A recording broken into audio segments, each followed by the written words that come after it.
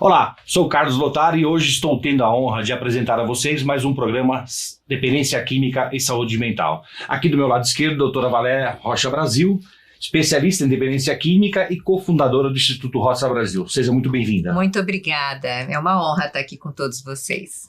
E também nos acompanha aqui na bancada, nosso colega de bancada, sempre conosco aqui, Dr. Cláudio Jerônimo, também é especialista em dependência química e doutor em medicina psiquiatra. É isso, doutor? Isso, muito obrigado. É um prazer estar aqui com todos vocês. E hoje uma nova colega, Paula Garcia, que é especialista em Mindfulness, especialista em psicologia positiva, ciência e bem-estar. Seja muito bem-vinda. Gratidão. Muito obrigada. E do meu lado direito, uma amiga querida, sempre deputada, doutora Janaína Pascoal, Obrigada. Professora da USP, em Direito Penal. Seja muito bem-vinda. Obrigada. Estou aqui num grupo, né, que pode me tratar.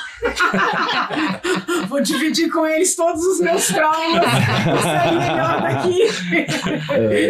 Obrigada. Muito bem-vinda. Pessoal, hoje a gente vai tratar de um tema muito especial, um tema que pode preocupar toda a sociedade, que é a questão da descriminalização das drogas.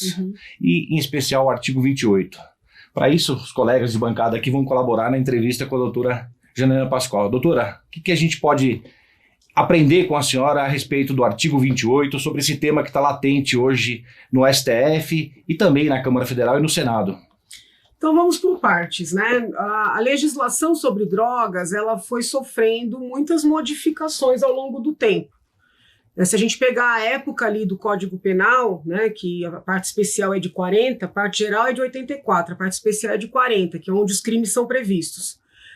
O comportamento do traficante, do usuário, era absolutamente equiparado. Então era a mesma pena para quem vendia, né, ou para quem levava consigo para fins de comercialização, e para quem adquiria para usar. Veio uma legislação na década de 70 que já separou esses dois comportamentos, tá? O traficante passou a ser tratado de uma forma, o usuário, aquele que portava para uso próprio, de outra forma, mas ainda assim no campo criminal e com a previsão de pena privativa de liberdade nos dois casos, tá? Essa legislação da década de 70, ela vigorou por muito tempo, sempre teve muita discussão se isso era constitucional, na medida em que a dependência química é uma doença, se seria correto a pessoa ser submetida a uma pena privativa de liberdade.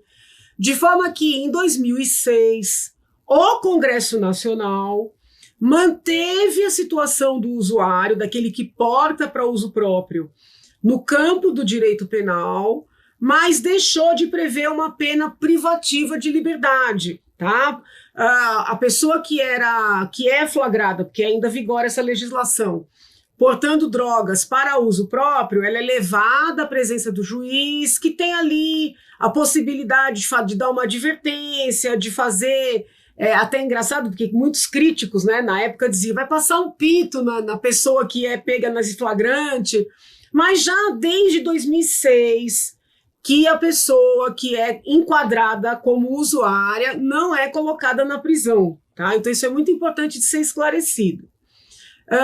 No Supremo Tribunal Federal se arrasta um debate para retirar do direito penal essa situação daquele cidadão que é pego em flagrante portando drogas para uso próprio. Isso está no artigo 28, por isso todo mundo ouve 28 da Lei de Drogas, tá? Acredito que nos próximos dias, quiçá nas próximas semanas, nós tenhamos um encerramento desse julgamento e tudo leva a crer que o Supremo Tribunal Federal vai retirar do âmbito do direito penal, né, a situação daquele que porta para uso próprio.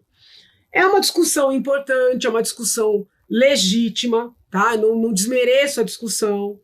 Só que existem, assim, muitas ideias, com todo respeito, equivocadas, envolvidas nessa discussão. Primeira ideia equivocada, de que com essa decisão, muitas pessoas serão libertadas, né? Então a gente ouve muitos especialistas dizerem, o sistema carcerário está superlotado, com essa decisão as pessoas serão colocadas em liberdade. Isso não é verdade.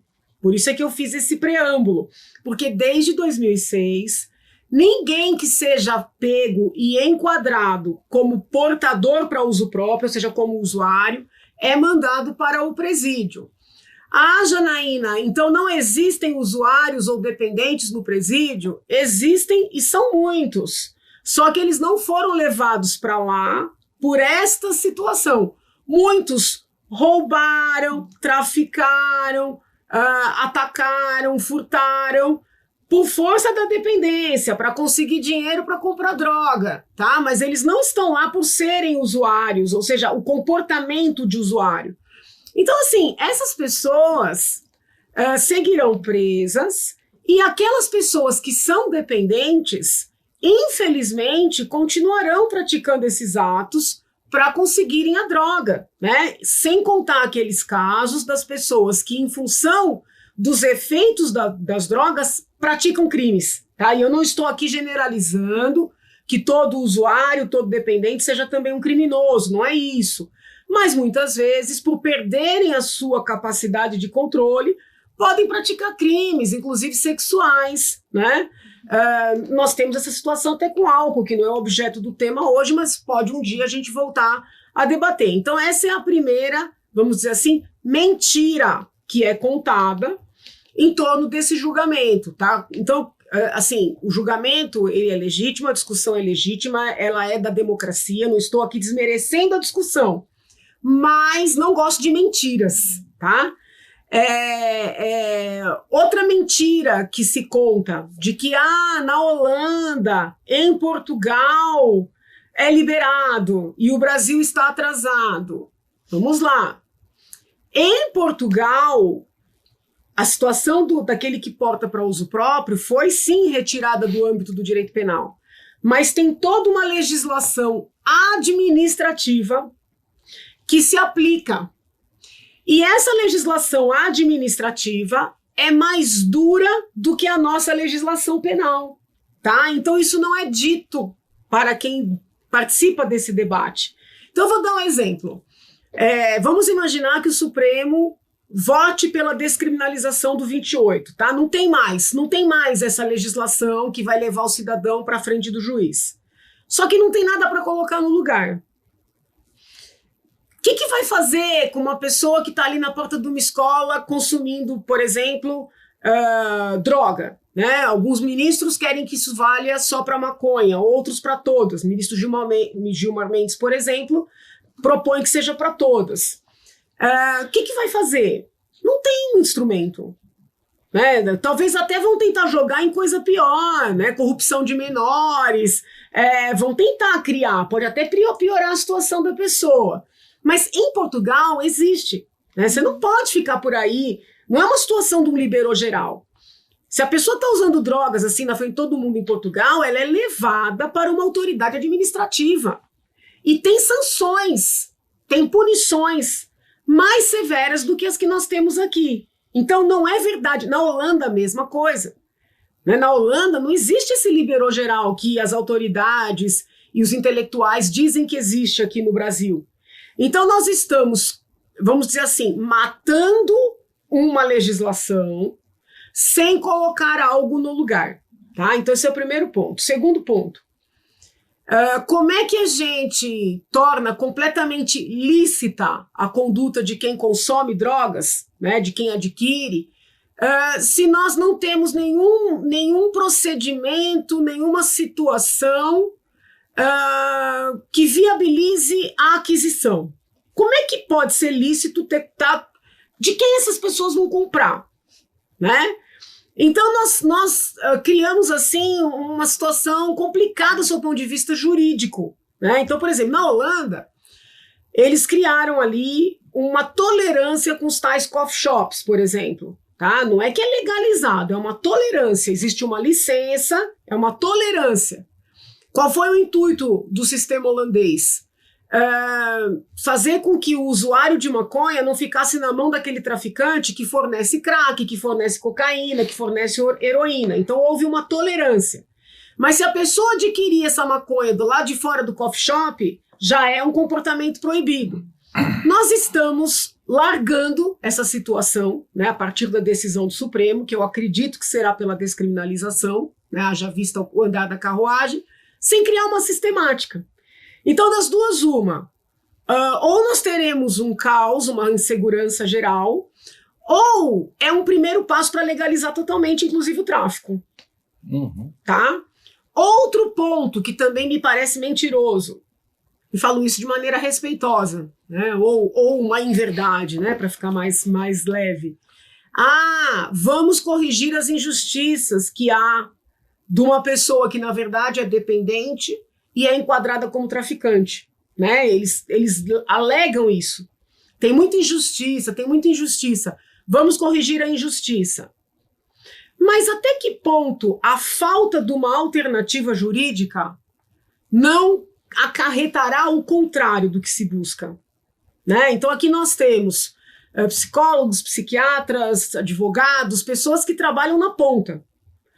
Eu duvido, né, que quem trabalhe na ponta vá dizer que essas injustiças não existem. Elas existem. Eu, ao longo da minha carreira como advogada, vi muitos usuários, né, tendo que provar que não eram traficantes. Eu vi pessoas presas injustamente, vi contextos assim, vou dar um exemplo, tá? Então, assim, de um cigarro de maconha ser encontrado no porta-luvas de um carro onde havia 3 jovens e os 3 terem sido presos por causa de um cigarro de maconha. Então eu não estou aqui falando com o pé nas nuvens, tá? Eu não estou aqui dizendo, não é verdade que haja injustiças.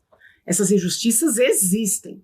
E eu, como defensora do justo, não me conformo com elas. Mas, até por ter muita experiência, eu ouso dizer que essa decisão não vai corrigir as injustiças. Porque nós corremos o risco de, na ponta, na falta de um artigo para pegar o cidadão e levar na frente de um juiz, o tal do 28, todo mundo passar a ser jogado como traficante.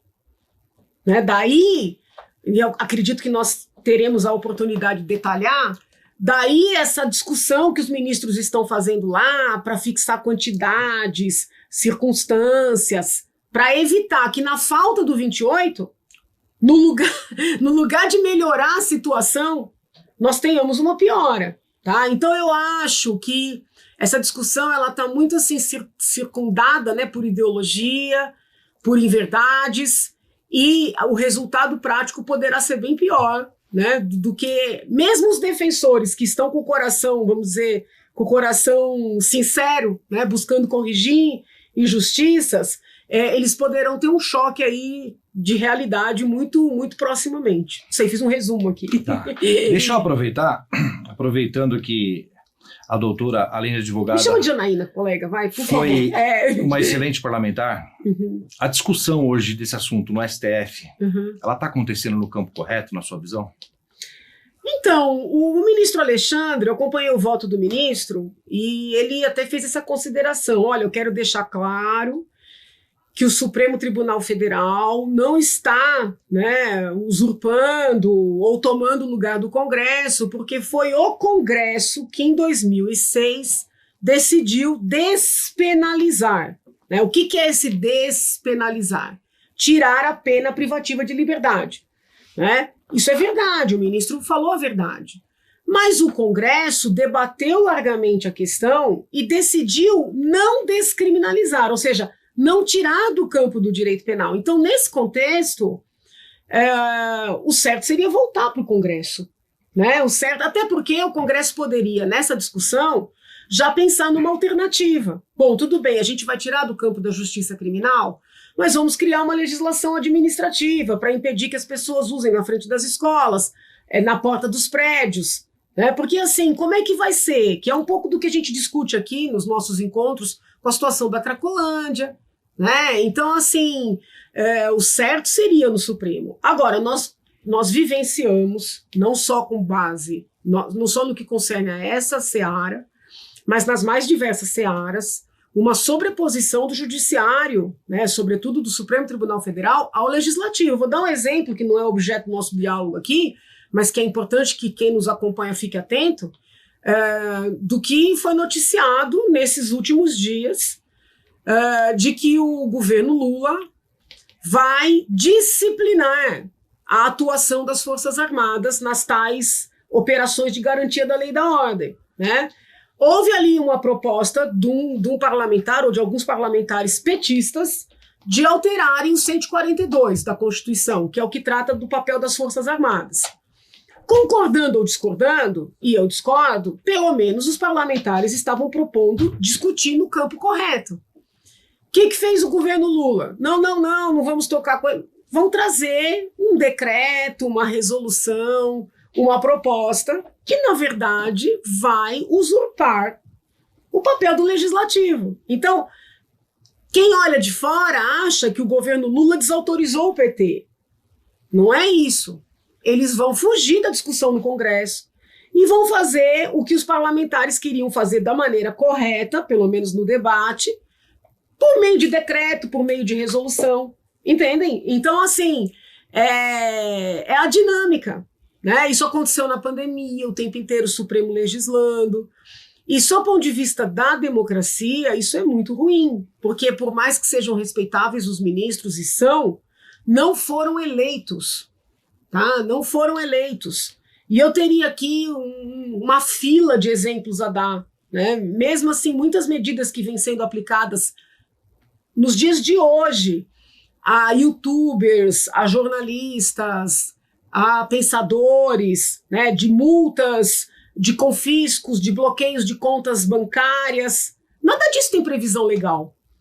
Mas o ministro Dino acabou de mandar um projeto para o Congresso prevendo tudo isso. Então eu pergunto, como é que tudo isso está sendo realizado hoje se o projeto acabou de ser mandado para o Congresso, entendem?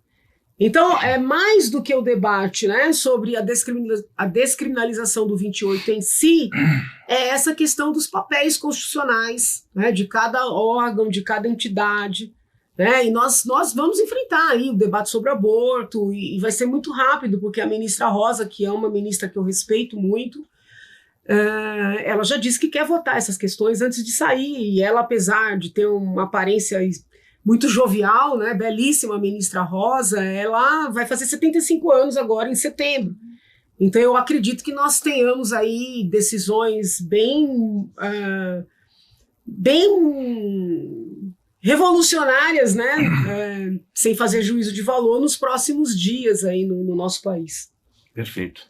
Bom, queria contar com a colaboração da doutora Valéria, como especialista de saúde que é. Eu entendo, doutora, que mais do que o campo do judiciário, saúde pública, a questão do social, tem que prevalecer numa discussão dessa. Então, colaboração da doutora Valéria para ela falar a opinião dela a respeito desse assunto. Exato. Bom, o meu ponto de vista é focada numa visão de prevenção e tratamento, que é o que eu sei fazer, né?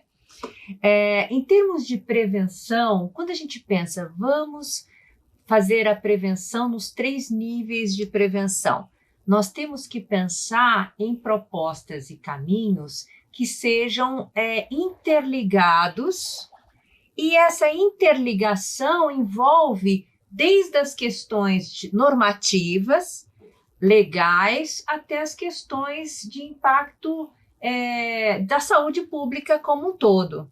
Quando você toma uma atitude que não está interligada, como você falou, é uma lei, mas o que tem em volta de organizado? Isso é antiprevenção, vamos dizer assim. Então, em termos de prevenção, isso é muito nefasto. Por quê? Porque se a gente pensa, vamos fazer prevenção para resolver o problema da questão das drogas, que é sistêmico, então nós temos que resolver de forma sistêmica. E como? No passo a passo, tem que ter um planejamento. Até poderia acontecer isso se isso fizesse parte de um planejamento amplo, construindo todo um trabalho de prevenção normativo, prático, etc., até poder chegar a isso, desde que isso fizesse sentido a um programa mais amplo. Então, é uma atitude totalmente fragmentada e que o impacto disso para a saúde pública, eu acho que não é nada legal. Então, esse é o problema, né? Quer dizer, cada um resolve, vamos tomar essa iniciativa, concordo com você, é um debate legítimo, concordo com tudo que você falou. Porém, o problema maior é uma atitude fragmentada, sem ter uma construção do passo a passo dentro de um programa amplo de prevenção no âmbito nacional e regional. Então, isso, ao meu ver, é prejudicial. E uma outra narrativa, acrescentando as narrativas que você foi questionando, né? Uma narrativa que a gente precisa aprender com a nossa própria realidade, porque nós já temos drogas psicoativas liberadas por lei há muito tempo, né? O álcool, por exemplo, o tabaco, o álcool é depressora do sistema nervoso central, o tabaco estimulante do sistema nervoso central. Então, nós já temos experiência aqui no nosso país mesmo com o impacto dessas drogas liberadas na sociedade. E o impacto é catastrófico. O índice de acidentes de trânsito, violência doméstica e tudo mais, ligadas ao uso do álcool, são gigantescas. Então, nós já temos essa experiência. E outra coisa, inclusive uma narrativa que nós vamos quebrar o mercado negro, por exemplo, né? Isso vai impactar no tráfico de forma positiva. O cigarro... Veja, o cigarro é liberado há muitos anos e 50% dos cigarros vendidos no nosso país são do mercado negro. Por quê? Porque tem muita gente que não está a fim de pagar imposto, né? Então, o mercado negro consegue não pagar imposto e não pagando imposto fica mais barato e o consumidor lá vai comprar o cigarro mais barato. É que nem na época daqueles DVDs piratas, lembra? Que quando tinha DVD, agora é tudo streaming, não sei o que, não tem mais, né? Mas o DVD pirata era isso também. O pessoal ia lá e comprava porque era mais barato do que comprar o DVD efetivamente. Então, eu acho que o maior problema do nosso país é tomar atitudes fragmentadas, pautadas em narrativas equivocadas, e eu concordo com você, várias narrativas equivocadas, inclusive essa que eu acabei de falar, e isso o impacto é negativo para a prevenção e para o tratamento lá na ponta também, né? Perfeito, perfeito. Doutor Cláudio, deixa eu te fazer uma pergunta. O senhor, como psiquiatra, especialista da área, como o senhor vê o judiciário estando decidindo um assunto, uma pauta tão relevante para a sociedade brasileira, sem um amplo debate, sem sequer estar consultando aí a tua categoria, os especialistas da área, de uma forma mais ampla? Olha, bom, em primeiro lugar, quero parabenizar assim, a sua explanação inicial, Janaína, porque você acha que ela resume de um jeito tão didático, sim, né? Que é impossível a gente não compreender, assim, né? Eu, como leigo, assim, não sou jurista, não, sou psiquiatra, mas trabalho com isso há 25 anos, né? E eu confesso que ando me metendo neste assunto, assim, porque ele me incomoda muito, né? Então eu ouso, assim, venho tendo essa ousadia até de me meter nesse assunto, né? Porque, na minha opinião, assim, né, eu não sei o que é pior, ou de tudo, o que é pior. Eu só sei que eu não vejo coisa boa. Exceto essa história do debate, né, que eu concordo que é um debate legítimo, né? Mas, assim, dessas coisas que eu não sei dizer o que é pior, né? Entre elas eu vou citar algumas aqui, né? Por exemplo, não quero ser muito incisivo, mas eu vou ser, né, assim, nesse atropelo democrático, né, que eu acho é uma coisa preocupante, né? Assim, nenhum país que legalizou a droga, né, ou que regulamentou, né, o uso de droga, foi assim, descriminalizando a droga, né? Foi um processo debatido, né? Quer dizer, o que você fala para Portugal vale para o Canadá, né? Assim, recentemente eu fiz participei aí de uma mesa do Congresso dizendo do impacto da legalização das drogas nos países que legalizaram, e eu me debrucei um pouco sobre esse assunto para estudar, para falar sobre isso, né? Assim, o Canadá tem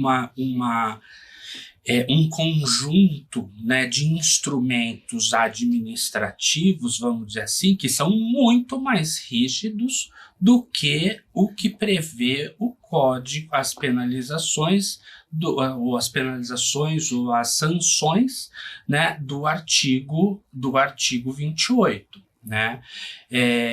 Lá, por exemplo, se você comprar droga de alguém, de uma fonte ilegal, né, você é preso.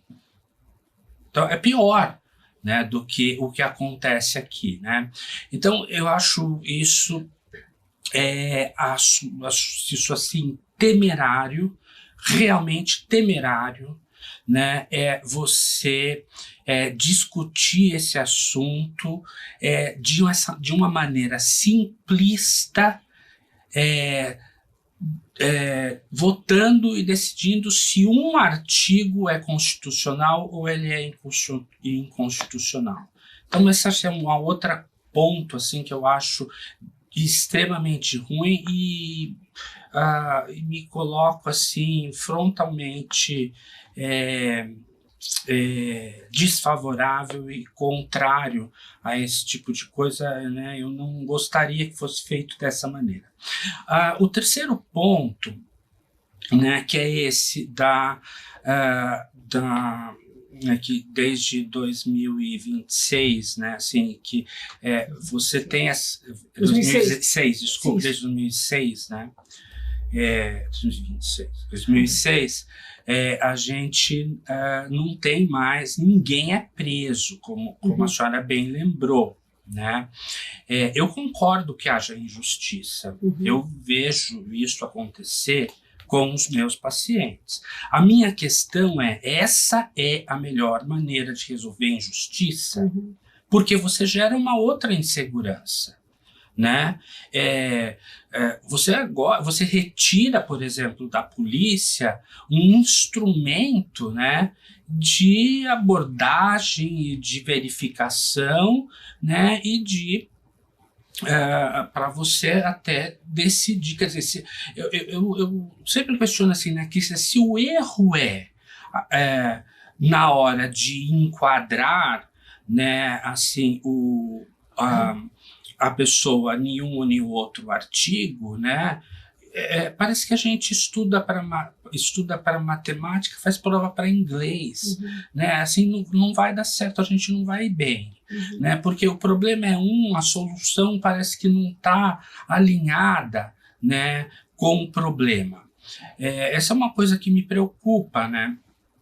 E eu também acho que o que pode acontecer, né, assim, é que num primeiro momento, né, assim, eu tenho certeza que vai sair do meu consultório, vai sumir do meu consultório todas as famílias que hoje vêm lá, né, assim, preocupadas que o filho está usando maconha, que ele está indo mal na escola, que ele tem síndrome amotivacional, que ele poderia produzir mais do que produz, mas ele acha que está tudo bem assim, e que ele não trabalha, e que ele não produz, né? Então ele é um indivíduo improdutivo, né, em função do uso da maconha. Essas pessoas vão sumir do meu consultório por um tempo.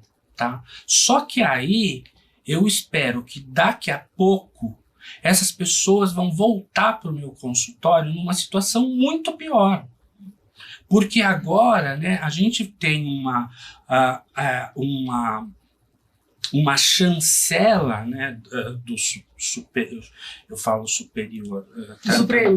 Até eu falei isso errado, até numa live mesmo, eu sempre falo isso, mas do Supremo, né, você dá uma chancela, né, do Supremo de percepção de risco. E no meu ponto de vista, o processo de legalização de qualquer droga começa pela percepção de risco. Você precisa de apoio social para legalizar, né? E o melhor jeito de você conseguir apoio social é você trabalhar arduamente no marketing de que isso não é arriscado, né? E eu acho que você descriminalizar liminarmente, você também traz essa mensagem, né? E que vai aumentar o consumo, né? E que vai trazer muito problema. E o terceiro ponto que eu também acho ruim, né? Acho que eu só falei coisa ruim, eu não sei se eu vejo coisa boa de fato, então tenho que ser sincero. Né, que eu vejo de ruim é que, assim, hoje, né, a gente tem um instrumento no judiciário para lidar com essa questão, né, que é ainda, vamos dizer, pouco difundido, né, não é tão aceito assim de maneira geral no sistema judiciário, e nem tão não é regulamentado, não sei como se fala, mas que é a justiça terapêutica, né? Eu gosto muito do modelo da justiça terapêutica. Eu não quero dizer que seja o melhor dos mundos também, né? Que isso veio das drug courts americanas, que tem uma legislação que permite coisas que a nossa não permite, como, por exemplo, penalizar, né, vamos dizer, né, tratar o tratamento como se fosse uma pena. Isso tem coisas que não pode na nossa legislação. Então, mas mesmo essa justiça terapêutica, vamos dizer assim, adaptada para a nossa realidade, ela tem instrumentos para considerar o dependente químico, né, e não desconsiderar que ele é um dependente químico que precisa de tratamento, né? Considerar o delito que ele cometeu em função da dependência química, né? E tratar das duas coisas, porque eu digo assim, né? Eu não quero ser assaltado por ninguém na rua, nem por um delinquente de natureza que pegar meu celular e levar embora, e nem por um dependente químico que foi induzido, né, e que fez isso refém de uma doença, né? Levar o celular dos outros é crime em qualquer circunstância. Sim. E a gente tem que tratar das duas coisas, né? Então, e a justiça terapêutica, ela prevê isso, né? Na medida em que você leva o indivíduo até o juiz, então você permanece essa possibilidade, né, de você levar o juiz até o direito, até o indivíduo até o juiz, né, e ser ofertado para ele, né, a participação de uma corte especial, né, na qual ele vai responder sim pelo delito dele, mas considerando que ele fez aquilo porque ele é um dependente químico, né? E aí vai ser ofertado tratamento para ele, e a corte vai acompanhar isso, né? E provavelmente a gente vai resolver dois problemas de uma única vez. Então, assim, eu acho que essa simplificação, né, da discussão de constitucionalidade ou não de um artigo, né, aí começa a criar aqueles adendos, né, que a doutora Janaína lembrou, assim, né, então agora o que eu vou pôr no lugar, né, e aí você fica pondo uma coisa aqui, um ali, a outro emenda, põe, né? outro Um monte de você emenda. vai ter uma coxa de retalho. Muito rapidinho, por exemplo, tem ministro que está sugerindo que serão 25 gramas. Tem ministro que está sugerindo que serão 60 gramas. Aí tem ministro que cita um estudo que falava em 7 gramas. Bom, mas será que é papel dos ministros, né, decidirem essas quantidades? Isso é tão distante da nossa realidade Tão distante. Quanto prevencionistas, né? Nós que fazemos prevenção, e tratamento, gente, essa coisa de que vamos aprender com a nossa experiência. Eu sou terapeuta de família, tal. O que eu mais faço na clínica é vamos aprender com a nossa experiência. Quais são as drogas mais usadas no nosso país, gente? Álcool e tabaco. São as drogas liberadas por lei e são incentivadas. Então o problema é esse. Nós não temos maturidade, deixa eu falar um jargão psicológico, né? Nós não temos maturidade para esse tipo de debate agora, entendeu? Só, desculpe, também lembrando de uma coisa, assim, a gente não tem maturidade, né, e nem experiência em regulação, né, assim. Por isso que eu acho que isso deveria partir do Congresso, né, com um debate amplo, né, assim, né, eu quero dizer assim, eu sou contra, assim, né, porque assim, legalização, eu sou contra, publicamente contra, digo isso, porque eu escolhi ficar do lado de uma minoria que vai ter problema, né, e que vai lá ter a vida destruída, né? Assim, né? Só quem tem um filho esquizofrênico, que é uma doença incurável e incapacitante, apesar de toda vamos dizer assim, né, os avanços tecnológicos de tratamento, ele ainda a esquizofrenia, uma doença bastante incapacitante, menos do que já foi no passado, felizmente. Aliás, né? só um comentário sobre isso, o Dr. Ronaldo Laranjeira apresentou recentemente um estudo que 30% do aumento dos casos de esquizofrenia se dão em decorrência do uso da maconha. Em Portugal, né, nessa revisão que eu fiz, assim, né, quando você pega depois da legalização, né, você vai olhar no gráfico, assim, né, o número de internações por psicose, né, aumentou drasticamente. Eu não sei dizer, eu tento lembrar os números exatos, mas assim, quase que sextuplicou. Pode ser que eu esteja falando alguma coisa que não seja bem isso, mas foi bastante. Esse aqui importa. Foi bastante. Né? No Canadá, você tem intoxicações por crianças que comem bala de goma feita de maconha, porque lá tem bala de goma de maconha, tem sorvete pirulito. de e nos Estados maconha, Unidos também, né? Em alguns estados. Colorado virou um caos, né? Assim, o Uruguai, né?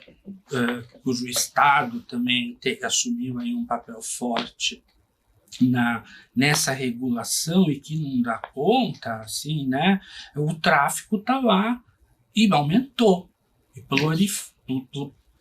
aliás, o PCC está lá, né, agora. Então, que é aquilo que você falou antes, né? Então, assim, por isso que eu sou contra a legalização. Mas, assim, eu sou a favor do debate, né? E eu não quero ser o ditador do que a sociedade vai decidir. Agora, né? só para eu aceitarei, eu aceitarei o que a sociedade decidir, né? E nós vamos lidar com o que a sociedade decidir, mas eu acho que pelos caminhos, né, mais tradicionais, mais adequados, né, que dê para a gente instrumentos mais consistentes, né, para lidar com o problema, do que simplesmente dizer agora não é mais crime e a gente vai construir uma coxa de retalho para colocar no lugar que não vai funcionar e quiçá piorar. Não, eu tenho mais de 30 anos nessa área, tá? De carreira. E o que eu sou chata, porque eu não me canso de falar e vou falar aqui de novo. Acho que eu falo isso há uns 30 anos. O debate tem que ser prevenção. E a prevenção tem que estar acima. O resto é a construção. Como que nós vamos fazer na prevenção? Para aí entra a questão legislativa, aí entra tantas essas questões. O pessoal inverte o debate, entendeu? Sim. E aí... Mas um ponto importante, o Dr. Cláudio acabou de falar, e eu gostaria de discorrer um pouquinho sobre isso, é que ele aceitaria se a sociedade decidisse isso. E o problema é que não é a sociedade que está decidindo isso nesse momento. Aliás, Da forma como está sendo decidido, eu entendo, doutora Janaína e colegas, que só beneficia o crime organizado. Né? A doutora falou bem, de 25 a 60 gramas. Né? Para mim, que sou um dependente químico de recuperação, que viveu isso na pele por muitos anos e que trabalha com isso há 23 anos, eu entendo que só vai beneficiar o tráfico de drogas. Né? Aquela paranguinha que é vendida pelos traficantes, elas têm ali entre 5 e 10 gramas, ou seja, eles vão poder ficar com 10 malotinhos daquele na porta de uma escola, num ponto de tráfico, e a polícia, ao abordá-los, não saberá como enquadrá-los no tráfico de drogas, porque da forma como está sendo discutido, vão tirar essa prerrogativa da polícia militar, da polícia civil, ou seja, da legislação brasileira. Então isso é muito preocupante, né? Me preocupa muito. Inclusive eu queria até pedir uma contribuição da doutora Paula Garcia aqui, que ela trata também a questão da família, a questão do estresse, né? Dessa vida louca que a gente tem aqui. O que poderia acarretar caso essa discriminação ela passe no Supremo Tribunal Federal para a nossa sociedade como um todo, do seu ponto de vista? Eu, grata, né, pela oportunidade, eu tenho um ponto de vista, né, uma opinião muito parecida com a doutora Valéria, porque eles estão olhando um problema, né, que está se ramificando em outras situações e não olham para a causa. O que ocorre para a pessoa começar num vício, né, entrar numa dependência, é justamente aonde deveria se colocar um foco. Né? Nas escolas, por exemplo, começar uma introdução de inteligência emocional, como lidar com as emoções, com situações do dia a dia. Né? Dentro de casa, muitas crianças hoje não têm atenção dos pais. Então, tudo isso vai gerando problemas psicológicos e emocionais que, naturalmente, uma criança vai querer se anestesiar de alguma forma, um adolescente, depois um adulto que não soube lidar com as emoções, né, durante a sua infância, e vai acabar indo para os vícios. Né? Então, hoje, a dependência química é uma das coisas, né? Mas hoje a gente vê a dependência até em redes sociais, celular. Então, são indivíduos, pessoas que não conseguem lidar com problemas, com adversidades, não conseguem lidar com as suas próprias emoções, não entendem sobre elas e vão procurar distrações. O que vai fazer com que aquilo amenize, aquilo que dói, aquele sofrimento que talvez esteja ali, vai ficar um pouquinho mais brando.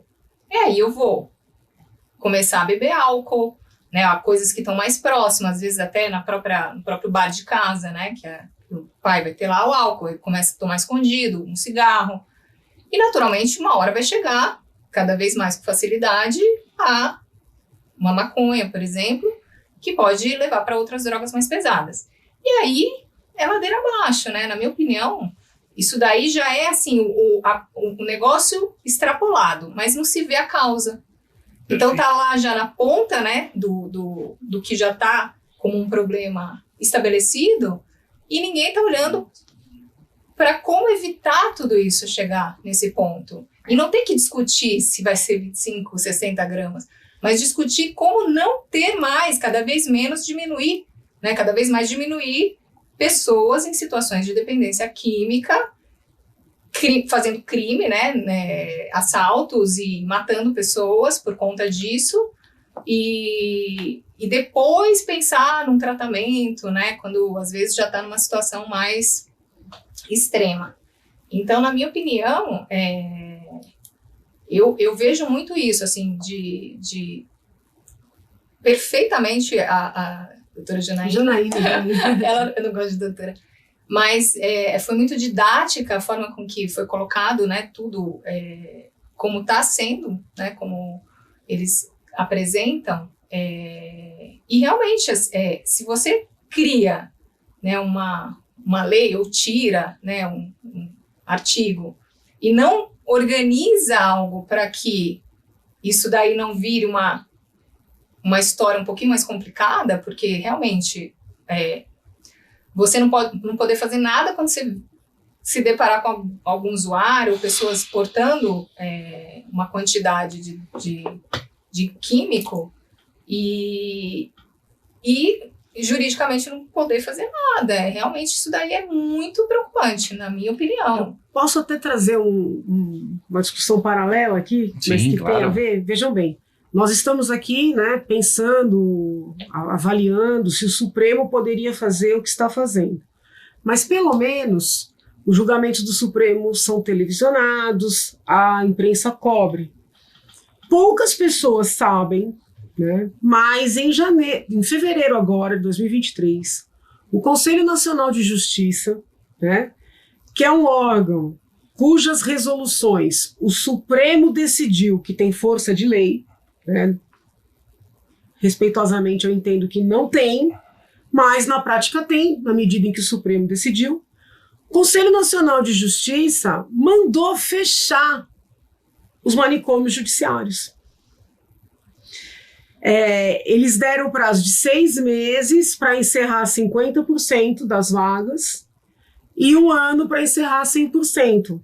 Então, por mais que eu não queira ver conexão, né, a meu sentir, existe todo um movimento para deixar a sociedade sem instrumentos, né, sem saída, para lidar com questões que são questões complexas e algumas podem ser da maior gravidade, porque aqui nós estamos preocupados com a pessoa que foi pega portando drogas, que eventualmente para comprar droga pratica um roubo, um furto, eventualmente pode até praticar um latrocínio, matar alguém, mas quando a gente olha para o lado dos manicômios judiciários, quem conhece, né, a realidade sabe que lá tem internos que praticaram crimes da maior gravidade, da maior perversidade, né? São crimes sexuais com homicídios, são crimes assim de filme mesmo, né?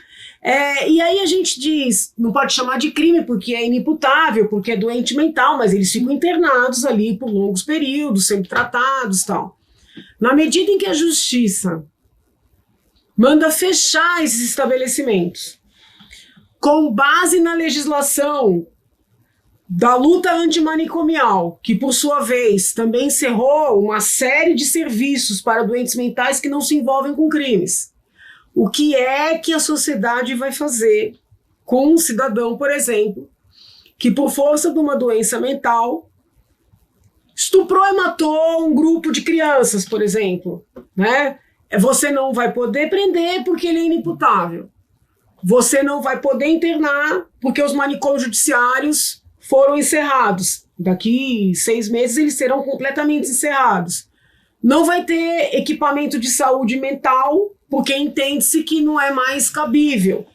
Vai mandar para um hospital geral, né? Então, assim, isso está acontecendo neste momento. Sim, a sociedade não está sabendo.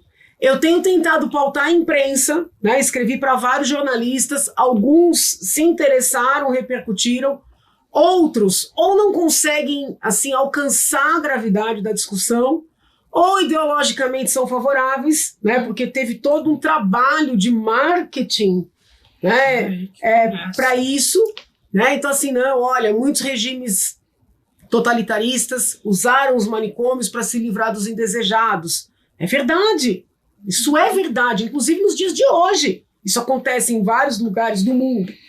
Só que utilizam um argumento verdadeiro para desmerecer, né, poder sim utilizar para a gente não permitir mais isso, ou até para melhorar a qualidade dos equipamentos que há.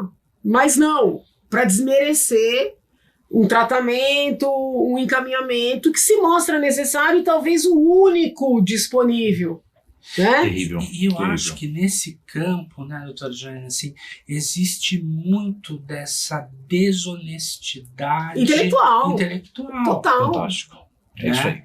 Total, entendeu? Isso, eu não vejo outro nome para isso. Não, né? porque Excelente veja, colocação. Em totalitarismo, você não precisa pôr em manicômio, né? Você pode pôr em presídios. E Sim. que acontece também, né? Então assim, a gente tem que olhar essas discussões todas, pode ser que estejam todas desconectadas, que seja tudo, né, parcial, mas eu não consigo deixar de ver como um todo, né? Por exemplo, né, o desafio que é a Cracolândia sempre foi e seguirá sendo. Os que hoje acusam o Tarcísio, né, por força dessas operações que estão acontecendo, e eu sou muito preocupada, né, com eventuais abusos das forças do Estado. Eu não sou do tipo que acha que o Estado pode tudo, muito pelo contrário, né, eu sou bem preocupada, né, com esse gigantismo do Estado, mas os que atacam o Tarcísio hoje, eles atacaram todas as medidas que foram adotadas nos últimos tempos. Então eles não querem que interne, eles não querem que trate, eles não querem que encaminhe para uma assistência, eles não querem que prendam, eles não querem nada. Né? Assim, isso assim, posso testemunhar, né? Porque assim, eu estou há 10 anos, né, na unidade de recomeço Helvécia, que é ali, que é feita, né, e financiada pelo Estado, né, para lidar com as cenas abertas de uso, né? Assim, é o serviço mais sustentável que existe hoje de dependência química, que passou por diversos governos, né? E ele se mantém lá porque os programas vão, vêm e mudam, né? E assim, é exatamente isso, doutora, né? Assim, tudo o que você faz lá, né, tem uma oposição, né? Assim, se internar é porque você está tirando a você está privando de liberdade. Privando de liberdade, você está impondo a sociedade, se você está querendo fazer uma limpeza social, né? Se fizer internação involuntária, então aí é porque você realmente se debandou para o lado dos totalitaristas sanguinários, né?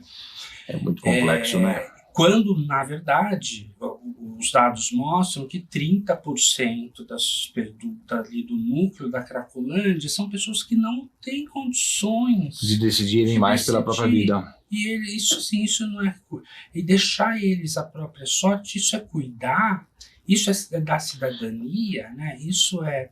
Né? Então, né, essa desonestidade intelectual, né, ela permeia muito essa área da dependência química, total, né? total. E eu acho que é pela própria natureza do problema, né? Porque esse não é um problema propriamente do médico, nem do psicólogo, e nem do social, e nem do jurídico, é de todos nós, né? E aí cria um clima de difícil consenso. Caminhando para o final do programa, eu quero ouvir as considerações finais de todos os participantes, mas antes, pessoal, deixar aqui a minha firme posição favorável ao tratamento involuntário. O doutor falou da justiça terapêutica, eu acho que é o caminho. A justiça tem sim que priorizar e buscar entender um pouco mais que o tratamento involuntário é dar uma oportunidade de vida. Eu sou fruto disso, então vivi isso na pele e sei do que estou falando na prática. Doutora, suas considerações finais para que a gente possa terminar o nosso programa. Como esse julgamento ainda está em andamento, muito provavelmente nosso programa, né,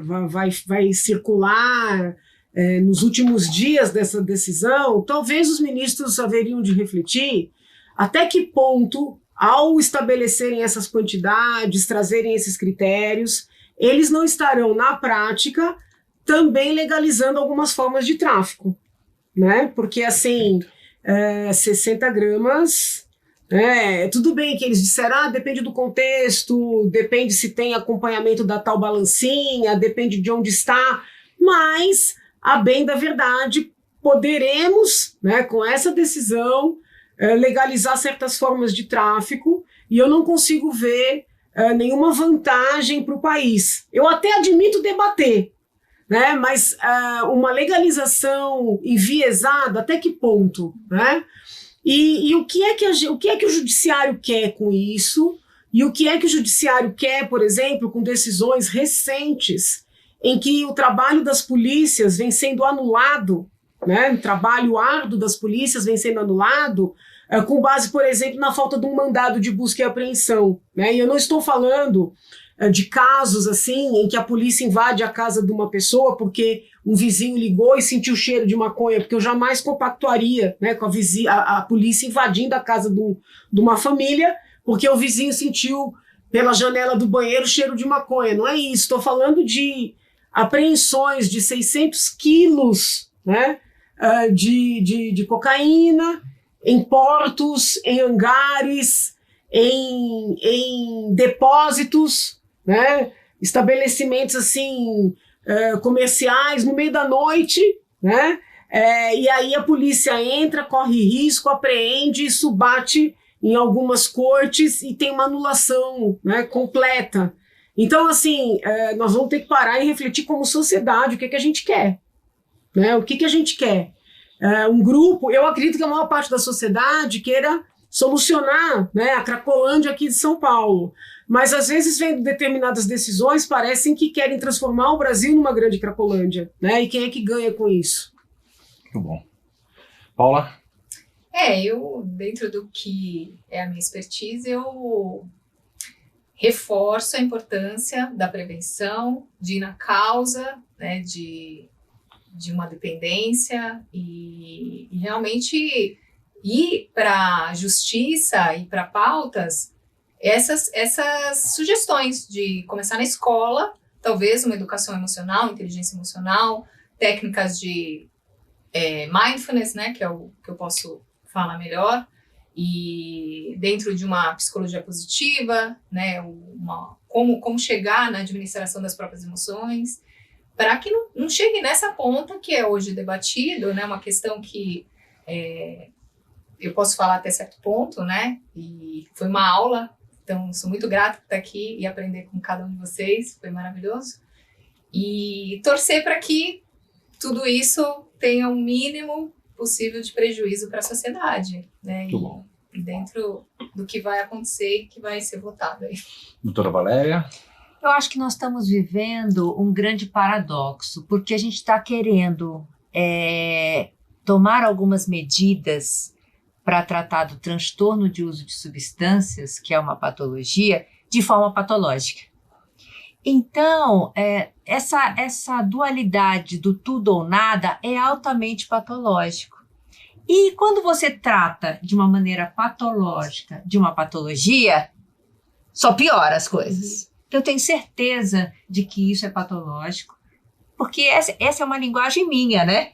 Podem dar outro nome para isso, mas segundo a linguagem de saúde mental, assim como as famílias, como eu sou terapeuta de família, as famílias muitas vezes tratam da questão patológica de uma forma patológica, cabe a nós, profissionais, tratarmos da família, do sistema como um todo, para que eles tenham atitudes saudáveis em torno da patologia, para solucionar a patologia.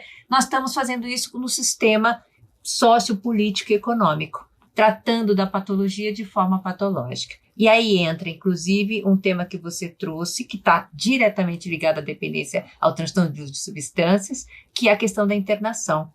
Então, quando você sai do tudo para o nada, claro que você não pode internar de forma arbitrária e colocar uma pessoa involuntariamente.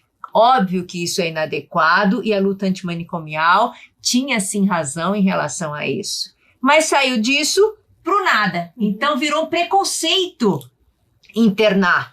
Só que internação tem que estar dentro de um espectro de possibilidades para um processo de tratamento.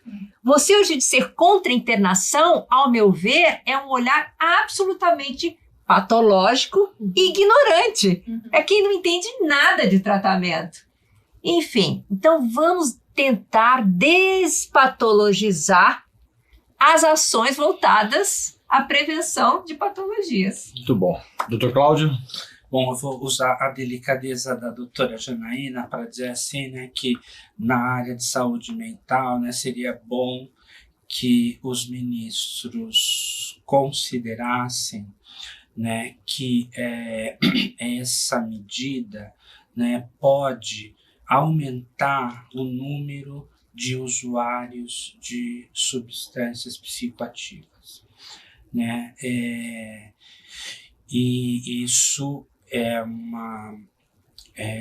Isso não é uma opinião assim minha, baseada no machismo, mas é baseado na história, né? Assim, se a gente pegar historicamente como se deu a legalização do álcool, do tabaco, o tabaco era considerado até remédio, para melhorar a cognição, né? Assim, tinha propaganda disso, né? Então, eu acho que a gente precisa lembrar disso, né? Que não é só uma questão jurídica e tem uma questão de saúde